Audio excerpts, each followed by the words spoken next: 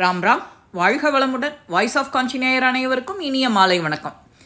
ராமநாத சுவாமி கோயில் நடராஜனுக்கு செக்கு ஆட்டிய நல்லெண்ண அபிஷேகம் உண்டோ அப்படின்னா திருவாதிரை அன்னைக்கு 7 படுதாக்கள் தெரியும். அது கேள்வி என்ன அப்படின்னா, ராமேஸ்வரத்தில் செக்கே கிடையாது. அந்த க்ஷேத்திரத்து சுவாமி மண்ணை பிடிச்சி உருவாக்கப்பட்டவர். அதனால் செக்கு அங்கே ஆட்டக்கூடாதுங்கிறது ஒரு ஐதீகம். இதுக்கு ஸ்ரீ பெரியவா என்ன மாதிரி ஒரு விளக்கம் சொல்கிறான்னா, ஒவ்வொரு க்ஷேத்திரத்திலும் ஒரு தனிப்பட்ட வழிபாட்டு முறை இருக்குது.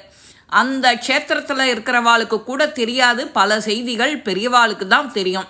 ராமேஸ்வரத்துலேருந்து வந்தார் ஒரு புரோகிதர். 3 தலைமுறைகளாக இந்த ஊரிலேயே இருந்து வருவதாக சொல்கிறார். ராமநாத சுவாமி கோயில் பார்த்துருக்கியோ நடராஜரை? பார்த்துருக்கேன் பெரியவா. சேவார்த்திகளை அழைச்சிட்டு போய் காட்டியிருக்கேன். நடராஜாவுக்கு 7 திரைகள் உண்டோ? ஆச்சு. புரோகிதருக்கு குழப்பம் வந்துடுச்சு. என்ன பதில் சொல்கிறதுன்னே புரியல.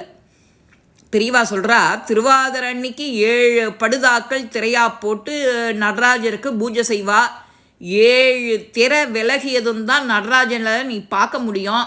அது அந்த கோவிலில் எத்தனை நடராஜர் இருக்கு?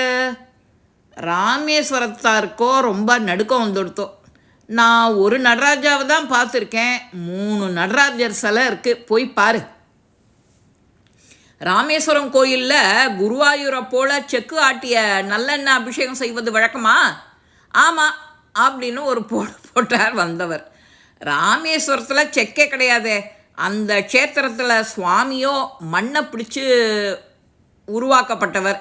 அதனால் செக்கு கூடாது, அங்கே ஒரு ஐதீகம். பின்னர் அந்த புரோகிதர் ஒரு மனசில் ஒரு குறை இருக்கக்கூடாதுன்னு அவரோட குடும்பங்களெல்லாம் பற்றி விசாரிச்சுட்டோ பெரியவா அவளுக்கு அனுகிரகம் பண்ணுறாராம் அவருக்கு. நாமளும் நமக்கு தெரியாததை தெரிஞ்ச மாதிரி காட்டிக்கக்கூடாது. யார் எது சொன்னாலும் அதை பணிவாக கேட்டுக்கணும்.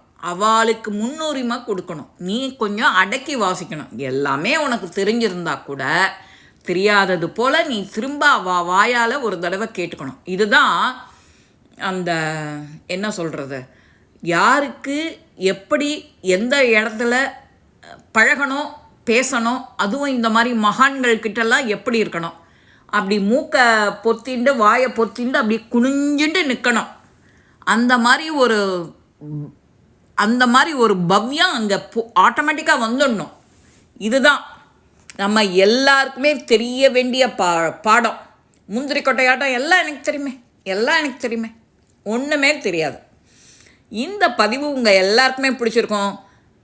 போய் பாருங்கோ. அடுத்தது ராமநாத சுவாமி கோயில்லையும் போய் என்ன மாதிரி இருக்குன்னு இதை தெரிஞ்சு எல்லாருக்கும் கொண்டு போய் சேர்க்க வேண்டியது நம்மளுடைய கடமை. நம்ம குழந்தைகளுக்கு கொண்டு போய் சொல்ல வேண்டியது பெரிய கடமை.